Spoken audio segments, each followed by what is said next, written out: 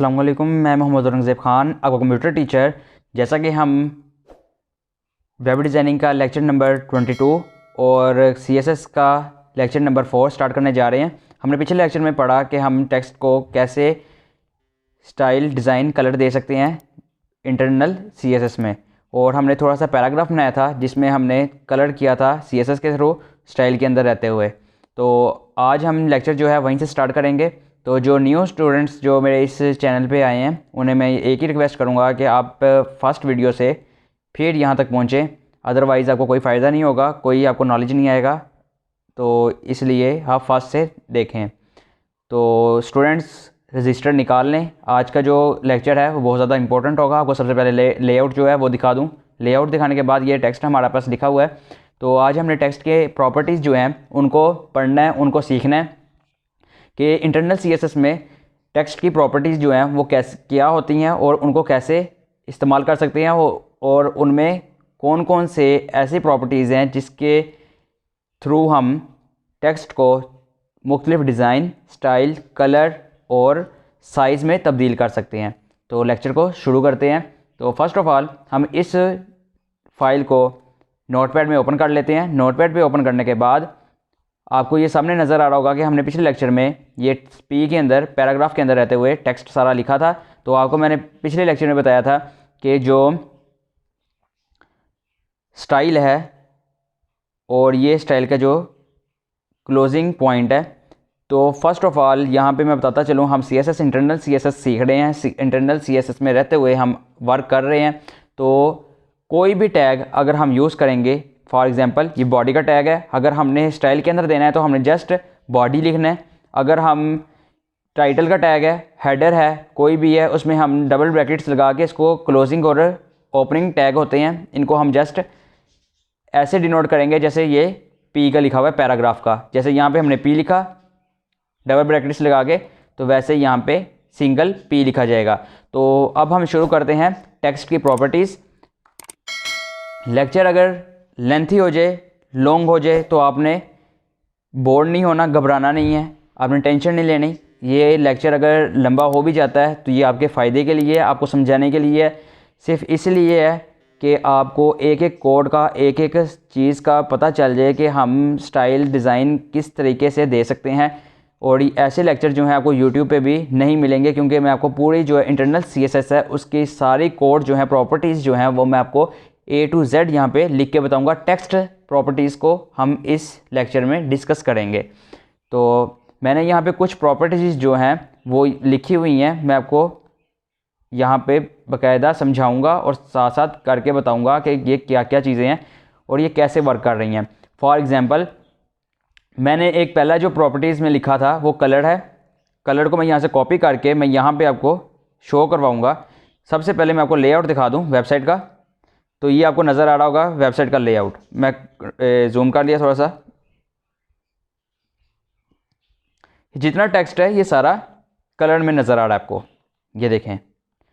तो अब हम क्या करेंगे, अब हम ये करेंगे कि इसी कोड में जाएंगे। कोड में जाने के बाद यहाँ पे मैं कंट्रोल V करता हूँ। कंट्रोल V करने के बाद ये हेक्साडेसिमल की एक फॉर्म है, उसके अंदर हम प्रॉपर्टीज़ का जो कलर है, कलर का जो कोड है वो मैंने यहाँ लिखा है। तो मैं कंट्रोल S करता हूँ। कंट्रोल S करने के बाद मैं यहाँ पे आपको दिखाता हूँ कि इसका जो लेआउट है वो कैसा है।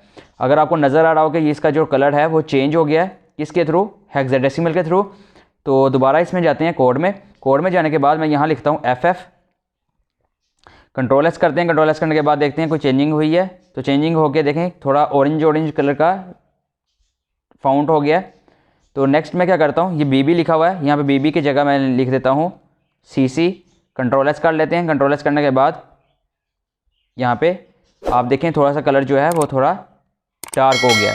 तो अब मैं CC की जगह यहाँ पे मैं करता हूँ DD। कंट्रोल S कर लेते हैं। कंट्रोल S करने के बाद देखते हैं यहाँ पे क्या चीज़ बनती है। तो ये देखें।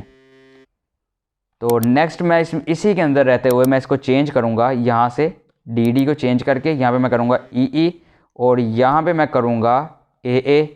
और कंट्रोल S करते हैं। कंट्रोल S करने के बाद देखता हूँ कि कोई चेंजिंग हुई है। तो ये देखें ग्रीन कलर बन गया। ठीक है। तो आप कोई भी कलर जो है अपने थ्रू बनाएं, आप कोशिश करें, मेहनत करें, तो इंशाल्लाह ताला आपका काम ज़रूर होगा। तो मैं इस टैग को यहीं पे क्लोज़ कर देता हूँ कि ये टैग जो है ये वर्क ना करे। इसकी जगह हम दूसरा टैग लेते हैं, यहाँ से पकड़ते हैं। नेक्स्ट प्रॉपर्टीज़ हमारे पास है बैकग्राउंड कलर का, तो मैं यहाँ से कॉपी करता हूँ, तो यहाँ पे पेस्ट करता हूँ। तो यहाँ पेस्ट करने के बाद मैं कंट्रोल एस करता हूँ। कंट्रोल एस करने के बाद मैं यहाँ पे आपको दिखाऊंगा, तो ये आपको नज़र आ रहा होगा कि जो बैकग्राउंड जो है पीछे टेक्स्ट का जितना भी बैकग्राउंड है वो सारा कलर जो है वो ब्लू हो गया है। ठीक है, स्काई ब्लू के अंदर कन्वर्ट हो गया सारा टेक्स्ट के पीछे बैकग्राउंड जो है। तो इसके अंदर भी थोड़ी चेंजिंग करते हैं ताकि आपको पता रहे कि क्या चीज़ है। इसको मैं स्काई ब्लू की जगह खाली ब्लू करता हूँ, कंट्रोल एस करता हूँ। कंट्रोल एस करने के बाद यहाँ पे मैं देखता हूँ, तो ये देखें बहुत बुरा कलर है, आंखों में लग रहा है रेड के ऊपर।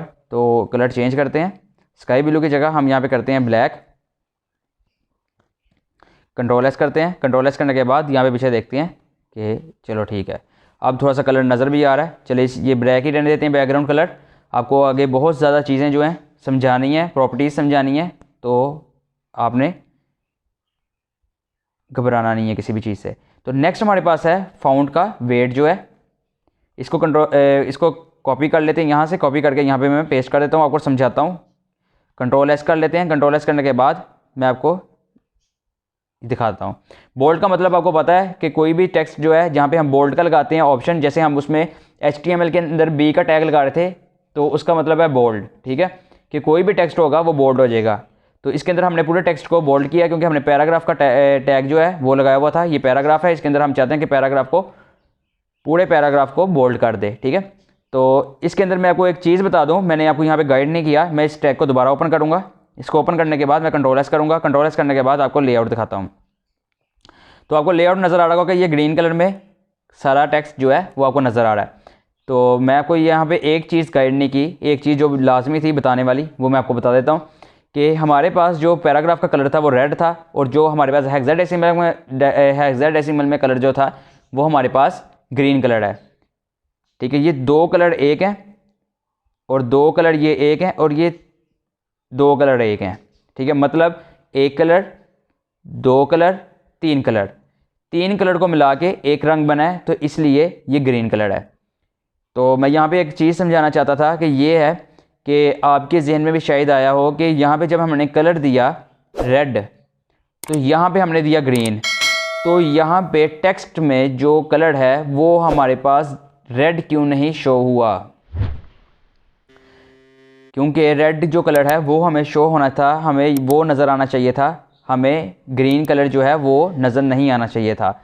तो मैं आपको एक बात बताता चलूँ कि हमारा जो CSS है, इंटरनल CSS है, इसके अंदर रहते हुए अगर हम टेक्स्ट जो है ये पहला कलर हम देते हैं रेड, सेकंड में जो भी टैग देंगे, जो भी चीज़ देंगे, जो भी हम उसे प्रॉपर्टी देंगे, वो फर्स्ट प्रॉपर्टी को ख़त्म कर देगा, उसको नहीं उठाएगा, वो सेकंड को उठाएगा।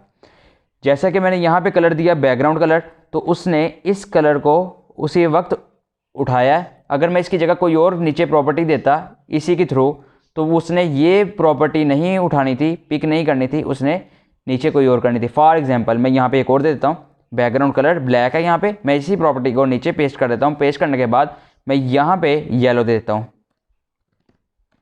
वही प्रॉपर्टी है और कलर सिर्फ चेंज है। कंट्रोल एस करते हैं। कंट्रोल एस करने के बाद देखते हैं कि क्या होता है। तो अगर आप देखें कि उसने ब्लैक को नहीं उठाया, उसने येलो को उठाया। इससे क्या पता चलता है? इससे पता चलता है कि जो CSS है वो एडवांस चीज़ को उठाता है, पिक करता है कि जो चीज़ लेटेस्ट हो, जो चीज़ न्यू हो। ठीक है, तो ये बात आपने लाजमी याद रखनी है। तो ब्लैक दोबारा ब्लैक कर लेते हैं, कंट्रोल एस कर लेते हैं इसी पे जाके। कंट्रोल एस करने के बाद दोबारा रीलोड कर लेते हैं फाइल को, तो ब्लैक हो गया। तो मैं अब चाहता हूँ कि मैं इसका जो कलर था वो रेड ही रहने दूँ, तो लेकिन ग्रीन भी अच्छा लग रहा है, लेकिन रेड ब्लैक पे कर लेते हैं। कंट्रोल एस कर लेते हैं, तो रेड सही हो गया। आपकी अपनी मर्ज़ी, आप कोई भी कर सकते हैं, लेकिन मैं आपको गाइड कर रहा हूँ, समझा रहा हूँ। तो नेक्स्ट हमारे पास जो कोड है वो उसको देख लेते हैं, प्रॉपर्टी को। तो हमारे पास ये फाउंड वेट जो है वो हमारे पास नेक्स्ट प्रॉपर्टी है, उसको हम देखते हैं। ये बहुत ज़्यादा इंपॉर्टेंट प्रॉपर्टी है, वैसे इसका काम कोई भी नहीं है यहाँ पे, लेकिन समझाने के लिए बहुत ज़्यादा है। तो ये देखें, इससे कोई फ़र्क नहीं पड़ेगा, इसको इस फाइल से कोई फ़र्क नहीं पड़ेगा इस प्रॉपर्टी से, लेकिन इसका फ़र्क यहाँ पे पड़ता है। मैं आपको ये गाइड करना चाह रहा हूँ कि इसका फ़र्क कहाँ पे पड़ता है। इसका फ़र्क यहाँ पे पड़ता है कि जब हम कोई वेबसाइट जो है किसी ऐसे ऑपरेटिंग सिस्टम में चला रहे हो जिसकी ऑपरेटिंग सिस्टम की रेजोल्यूशन जो है वो इतनी अच्छी ना हो, जैसे 600 मल्टीप्लाई 800 ऐसी रेजोल्यूशन हो, या जिसके 1080p रेजोल्यूशन ना हो डेस्कटॉप की या किसी भी एलसीडी किसी भी चीज़ की जहाँ पे हम उसको शो करवा रहे हो, तो उसके मुताबिक ये जस्टिफाई करता है खुद अपने मुताबिक, उसके मुताबिक पिक्सल को जो है सेट कर लेता है कि उसको ऐसी वेबसाइट नज़र आए कि उसको बूढ़ी भी ना लगे और उस पर सारा वर्क भी हो जाए। इसलिए हम उसको वेट जो है 900 दिया हुआ है, लेकिन इसका काम है जो ओल्ड ऑपरेटिंग सिस्टम्स हैं उसके अंदर इसका वर्क काम जो है वो होता है। तो अब नेक्स्ट हमारे पास जो है नॉर्मल वाला है स्टाइल, कंट्रोल एस कर लेते हैं। यहाँ पे मैं सिर्फ समझाने के लिए एक बता रहा हूँ कि आपको सारे याद हों, आपने कागज़ पेंसिल निकाल लें, उस पर लिखें सारे जो जितने भी ये हैं, क्योंकि ये आगे बहुत काम आने हैं। तो ये ऑलरेडी नॉर्मल ही था तो इस पर लगाने का कोई फ़ायदा ही नहीं है। तो हम नेक्स्ट जो टैग है उसको निकालते हैं इटैलिक को, कंट्रोल एस करते हैं। कंट्रोल एस करने के बाद दोबारा यहाँ पे जाते हैं, तो यहाँ पे जाने के बाद यहाँ पे प्रॉपर्टी लिख देते हैं। ये फाउंट स्टाइल जो है इटैलिक हो जाएगा। इटैलिक आपको पता है कि वर्ड में भी आपने यूज़ किया MS वर्ड में कि जब हम इटैलिक करते हैं तो जितने भी वर्ड्स होते हैं टेक्स्ट के वो सारे किस में तब्दील हो जाते हैं, तिरछे हो जाते हैं इटैलिक में। ये देखें इटैलिक में चेंज हो जाते हैं, ये सारे वर्ड जो हैं वो सारे तिरछे हो गए हैं। तो आपको इतना पता चल गया होगा। नेक्स्ट हम इसमें अब क्या करेंगे, नेक्स्ट हमारे पास जो प्रॉपर्टी है वो है हमारे पास 25 पिक्सल फाउंट का साइज़। जैसे नाम शो हो रहा है वैसे ही इसका काम है, मतलब कि अगर मैं चाहता हूँ कि टेक्स्ट जो है उसका साइज़ जो है बड़ा हो, जैसे ये बड़ा हुआ है, तो मैं चाहता हूँ अगर इसका टेक्स्ट का साइज़ बड़ा हो तो इसके लिए हम पिक्सल्स यूज़ करते हैं साइज़ के लिए। तो फॉर एग्जांपल मैं यहाँ पे गाइड करता चलूँ, या दोबारा कोड में जाते हैं वेबसाइट के कोड में जाने के बाद यहाँ पे हमने 25 दिया है, 25 की जगह मैं ये 10 करता हूँ। 10 पिक्सल पे करके मैं कंट्रोल एस करता हूँ। कंट्रोल एस करने के बाद देखें तो हमारे फाउंट जो साइज़ है वो छोटा छोटा हो गया है, वर्ड्स क्लियर नज़र नहीं आ रहे। हालाँकि मैंने जो है वेबसाइट का जो लेआउट है ये जूम किया हुआ है। तो दोबारा इस पे जाते हैं वेबसाइट पे, इसके बाद मैं यहाँ पे 25 ही कर देता हूँ। 25 पिक्सल पे कंट्रोल एस कर लेता हूँ। और दूसरी बात बताता चलूँ कि जो पिक्सल है CSS के अंदर रहते हुए PX लाजमी लिखना चाहिए आपको, और लाजमी है। अगर ये नहीं लिखेंगे तो आपकी वेबसाइट जो है वो सही वर्क नहीं करेगी। आपने साइज़ बताना है तो साथ पिक्सल लाजमी देने हैं।